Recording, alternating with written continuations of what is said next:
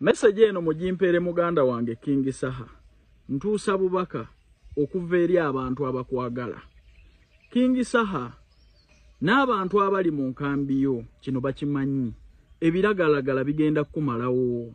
Wenna tokyafaananika. Olinga mulalu. Ojira oluusi n'oyitako n'otamanya na gy'oli. King Saha ke kaseera okendeeze ku bilagalalagala oba obiveeko. Tugenda kukufiirwa. Nkimanyi banja bakuliraanye tebasobola kugamba kuba gwe balyako.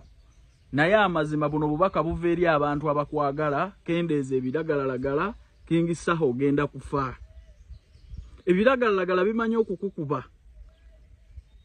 Omusajja obuvunaanyizibwa n'otamanya na kiki kuli ku nsi. Tokyawera ne bw'otambula ogwa. Omuntu eyali ayina ennyama yali afaananikako olinga olubwa.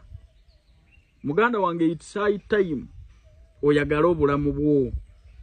Abantu abakwagala bantumye. Nze sina kyenkwagaza kuba sina kyenkufunamu. Naye ntuusa bubaka eri bafaani bo n'abakwagala.